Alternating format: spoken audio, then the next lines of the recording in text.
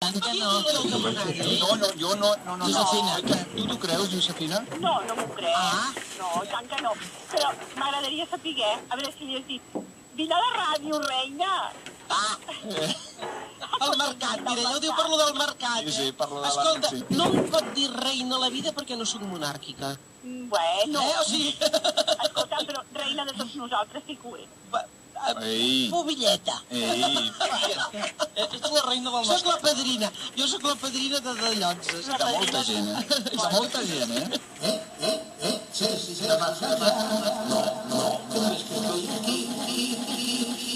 Solo para ti. No, pues ya está. Solo para ti. Sí. Ya que no ves que estoy aquí. No. Solo para ti. No. Vols escoltar el Pardo? Doncs ara és el moment de sentir les seves històries per dir-nos som-hi!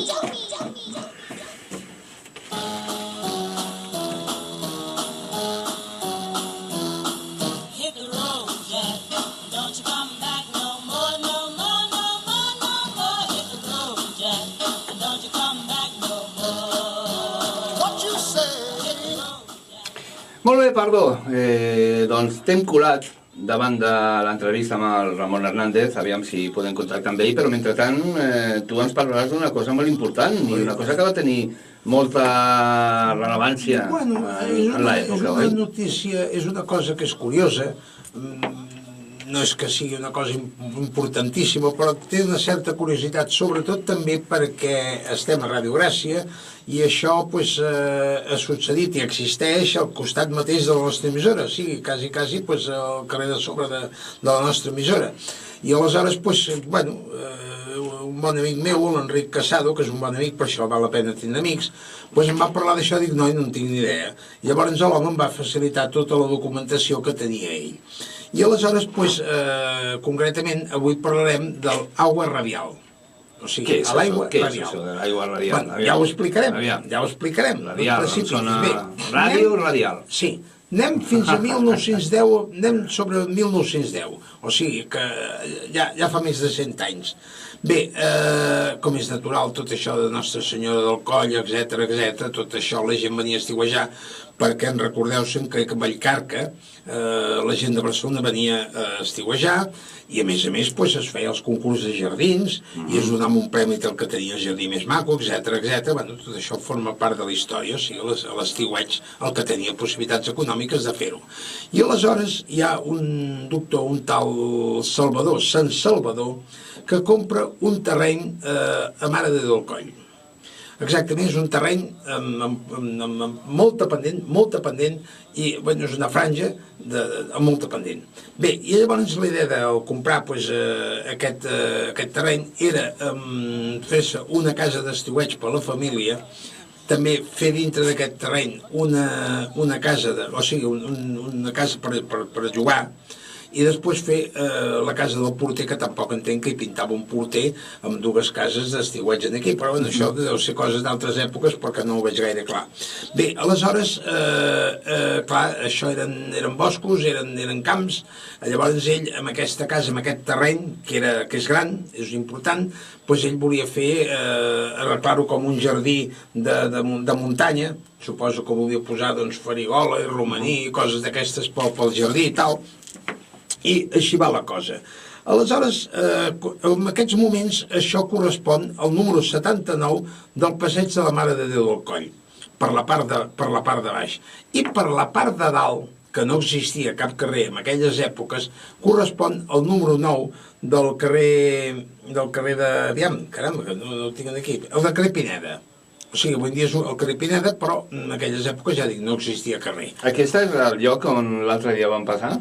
Exactament, sí. Per això és tan a prop que vam dir, anem a mirar-ho. I realment està allà. O sigui que puc dir, després, inclús el que ho pugui visitar, pot visitar-ho. Bé, tal com he dit, la idea era construir dues cases, la casa del porter, etc. I llavors se'n van a buscar amb un arquitecte que llavors començava a treballar a Barcelona, jove, que era en Josep Maria Jujol i Gibert. que aquest home, precisament, en una de les emissions d'històries perdianes, a YouTube ho podeu trobar, perquè aquest home és precisament va ser la mà dreta d'en Gaudí. Era un home amb un domini absolut del dibuix, i llavors quan en Gaudí tenia una idea li comentava amb en Jujol, i en Jujol, noi, la trobava immediatament. O sigui, va ser un col·laborador extraordinari d'ell. Van ser dels que van participar també amb tota l'obra del Trencadís, que es va fer per part d'en Gaudí, cosa que ell va intervindre també. I bé, aquest arquitecte, doncs, jove, se li encarrega que faci la construcció de totes aquestes cases, etc., en aquest terreny. Bé, aleshores, com que, evidentment, aigua en aquest terreny no hi arribava, perquè, ja dic, eren camps, eren boscos, de fet, doncs se li encarrega, el primer que per tindre aigua, per la construcció fins i tot, i per després, pel futur, s'encarrega, el primer que fan és un pou. I llavors, aquest pou, per dotar d'aigua la parcel·la, es porta a fer una analítica del pou, i resulta que es determina la seva potabilitat, és potable, però troben dintre d'aquesta aigua rastres de radioactivitat. Curiosament. O sigui, hi ha unes rastres de radioactivitat continguda en l'aigua. Bé, en aquella època, tot això de la radioactivitat, que semblava una cosa sorprenent, era una cosa... semblava que si un estava en baixa forma, li donaves radioactivitat i la cosa funcionava i l'individu millorava, etc. O sigui, era la salvació contínua. Bé, i llavors aquesta aigua es va decidir envasar-la i vendre-la a les farmàcies. I així es va fer. Tant és així que jo aquí tinc precisament una informació de la propaganda amb la qual diu agua radial, aperitiva, diurètica, laxante, finíssima agua de mesa y de venta en la farmàcia del Dr. Ferrer en la ronda de Sant Pedro número 2. O sigui que vull dir que aquesta aigua es venia a les farmàcies sobretot per els grans avantatges que tenia a l'aigua aquesta radioactiva. Bé, radioactiva, amb traces de radioactivitat. Ara això fa molta por, tu dius llavors, però avui també parlar de radioactivitat, aigües... Bueno, no, és que d'això en farem un petit comentari després. Aleshores, clar, es comercialitza això, i la comercialització d'això comporta que no es fan les cases. S'havia fet la casa del porter, o sigui, la residència del porter, i les cases s'aturen perquè consideren allà muntar tota una sèrie d'elements i d'estris per fer rullar aquest manantial de l'aigua. Bé, es crea la planta envasadora i es posa, tal com dic, es ven a les farmàcies de Barcelona, es distribueix i es ven. Bé, llavors, actualment, tot això existeix. En Jujol va fer unes galeries per arribar fins al pou, va fer l'entrada amb el seu estil, va fer també l'entrada i la casa porter tot amb el seu estil, que es manté, que existeix actualment, i això va passar a l'Ajuntament de Barcelona. A l'Ajuntament de Barcelona, en l'actualitat, es troba el taller d'Història de Gràcia. O sigui, allà radica el taller d'Història de Gràcia. I en aquests moments es poden visitar aquests passos, aquests camins per anar al pou, es poden visitar. Sembla ser que es poden visitar, per el que jo sé, el segon dissabte de cada mes i el quart diumenge de cada mes a les 11 del matí. O sigui, es pot anar a visitar i és interessant perquè, clar, és tot estil Jujol, o sigui que és maco de veure.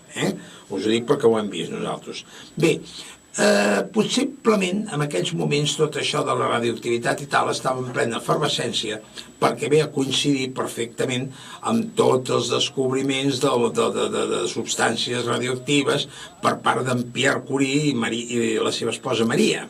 Bé, a França. Aleshores, tot això d'aquests descobriments de radioactivitat i tot això estava al cap de tothom, això era una cosa novíssima que ningú se la podia esperar ni pensar, i clar, tot això no tenia el seu interès. Bé, aleshores, en 1898, vull recordar que ells van descobrir precisament el ràdio i el poloni. Hi ha una cosa que és molt curiosa, i és que tant els esposos Curie van obtindre el Premi Nobel de Física, després van tindre el Premi Nobel de Química, ja en Maria, perquè el Pierre Curie va morir atropellat per un carro de cavalls, etc. I llavors es va quedar Maria amb les investigacions. Maria va fer els descobriments de la radioactivitat. No sabia la perillositat de la radioactivitat i es va morir possiblement sense saber-ho. Perquè penseu que hi ha un cas molt recent, que a més va ser molt, molt important i va sortir molt als diaris, que va ser que van enverinar amb el Litvinenko. Ah, sí, el president de Geòrgia o d'Ucraïna. No. Litvinenko és un espia rus que estava a Londres i es va trobar amb uns i van prendre un cafè i es veu que amb el cafè li van posar polonio, que per cert, el nom de polonio, si algú no ho sap, és que ve de que Marie Curie va néixer a Polònia. I llavors, com una atenció al seu país, amb aquell element radioactiu li va donar el nom de Polònia. Jo no va fer la conya d'això de Polònia i resulta que era veritat. No, és veritat. Sí, el nom de Polònia ve d'aquí precisament per la qüestió de Polònia.